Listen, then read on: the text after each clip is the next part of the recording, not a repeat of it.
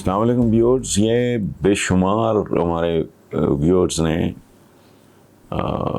اس بات کا ماتم کیا ہے کہ جو معاون خصوصی ہیں پرائم منسٹر کے برائے صحت ڈاکٹر فیصل سلطان، انہوں نے کہا ہے کہ ادویات کی عوام کو فراہمی یقینی بنانے کے لیے قیمتیں بڑھانی پڑ رہی ہیں.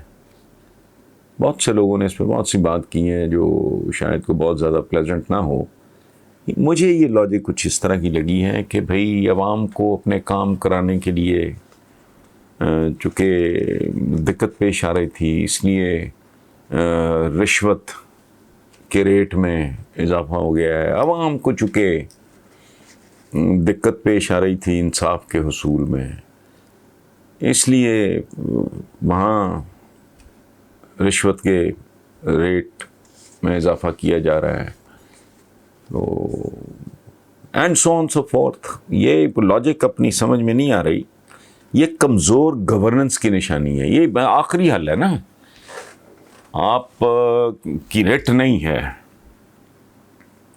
آپ حکومت ہونے کے باوجود اتنے کمزور ہو یا اتنے لجلجے ہو یا آپ کی گرفت اتنی ڈھیلی ہے کہ آپ بلیک میل ہو رہے ہو اور آپ کو کوئی اور رستہ دکھائی نہیں دینا سوائے اس کے کہ بھئی مینوفیکچررز کی یا امپورٹرز، مجھے نہیں پتا یہ چکر کیا ہے، لیکن میں کامن سینس کی بات کر رہا ہوں کہ ان کی مرضی کی قیمتیں ہوں تو ظاہر ہے وہ پھر ہاتھ نہیں کھینچیں گے، وہ مارکیٹ میں فلڈ کر دیں گے. اس کے بعد پھر جو افورڈ کر سکتا ہے وہ لے لے، جو نہیں کر سکتا وہ مر جائے.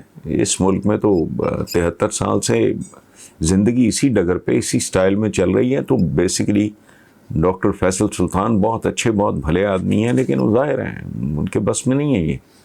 تو آخری آپشن تھا، انہوں نے ایکسرسائز کر لی ہے. اب جس کے جیب میں پیسے ہیں وہ جا کے دوائیں لے لیں، ورنہ پہلے جو بلیک میں مل رہی تھیں وہ شاید اس سے بھی مہنگی ہوں. سو بہرحال یہ ماتم ہے، اور یہ ماتم کہاں نہیں ہے. میں ایک بات جو اکثر کرتا ہوں کہ بھائی یہ ملک ایک جسم کی طرح ہے، یہ معاشرہ ایک جسم کی طرح ہے. مجھے کوئی آدمی یہ بتا دے کہ اس جسم کی کون سی ہڈی سلامت ہے، کون سا مسل سلامت ہے، اس کا کون سا عضو کون سا آرگن جو ہے وہ درست کام کر رہا ہے. لیور ہے وہ خراب ہے، کڈنی ہے وہ خراب ہے، ہارٹ ہے وہ ٹھیک بیہیو نہیں کر رہا، پینکریاز ہے وہ پٹڑی سے اترے ہوئے ہیں. تو یہ اسی طرح کا معاملہ ہے. ہر جگہ آپ یہی کچھ ایکسپیکٹ کر رہے ہیں. میرے لیے کوئی نئی بات نہیں ہے، لیکن بہرحال مجھے ان لوگوں سے ہمدردی ہے جو اس پہ بہت زیادہ جنہوں نے ریئیکٹ کیا ہے اور ایسی زبان استعمال کی ہے تنگ آمد بجنگ آمد کے تحت، جو میں اس کا حوالہ بھی نہیں دے سکتا. لیکن بہرحال ہمدردی کے سوا بھائی ہمارے پاس تو کچھ نہیں آپ کے لیے. محمد عثمان ہیں گرین ٹاؤن لاہور، لکھا تو نہیں ہے لیکن میرا خیال ہے گرین ٹاؤن لاہور ہی ہوگا. سوال ہے کہ نواز شریف نے لیگی رہنماؤں کو عسکری قیادت سے ملاقاتیں کرنے سے منع کر دیا. پس پشت کیا چل رہا ہے؟ پس پشت نواز شریف کے پس پشت آج بھی جنرل ضیاء الحق ہی چل رہا ہے، بریگیڈیئر قیوم چل رہا ہے، جنرل جیلانی چل رہے ہیں. کچھ بھی نہیں. یہ ڈھونگ ہے، ڈرامہ ہے، ٹوپی ڈرامہ ہے. ایک کاروباری، ایک تاجر، ایک سوداگر. اندازہ لگاؤ کس عمر میں جب چیخ رہے تھے یہاں ملک میں. اور بنیادی طور پہ سرتاپا ایک دھوکہ ہے، ایک فریب ہے. ووٹ کو عزت دو، ووٹ کو عزت دو. اب وہ وہاں چہل قدمی فرما رہے ہیں، ووٹ کو عزت دے رہے ہیں. تو یہ ووٹ کو عزت لیتے دیتے رہتے ہیں. یہ ڈفرینٹ فیزز ہیں، یہ فلکچویٹ کرتے ہیں.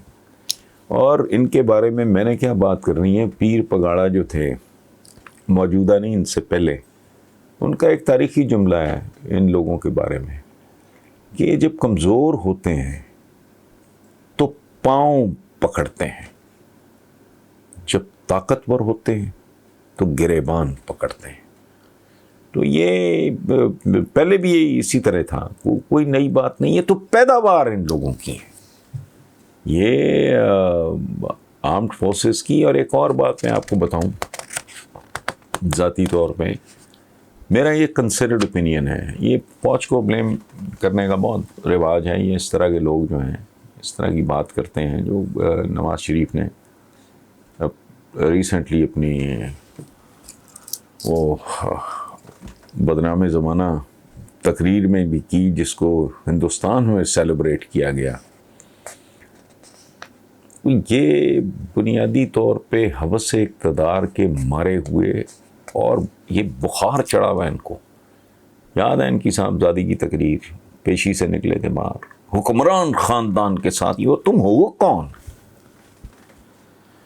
سو ان کا یہ مائنڈ سیٹ ہے، کبھی گریبان کبھی پاؤں پکڑنے کا. یہ سلسلہ چلتا رہے گا، اور اس میں کوئی برائی نہیں ہے. میرا تو کالم جو میں نے ابھی پڑھا ہے اس میں بھی یہ لکھا ہے کہ بھائی تم کیا چھپا رہے ہو اپنے آرمی چیف کے ساتھ. اگر تمہارے کو گلے شکوے شکایتیں تحفظات ہیں تو ان کے ساتھ شیئر کرنے میں کیا، اس میں کیا برائی ہے. سو پس پشت کچھ بھی نہیں چل رہا سوائے ان کے کہ یہ اپنی پشت بچانا چاہ رہے ہیں. وہ جو ہمارے دوست ہیں ارشاد بھٹی، وہ بڑا خوبصورت جملہ بولتے ہیں کہ یہ مال آل اور کھال بچانے کا سلسلہ ہے سارا.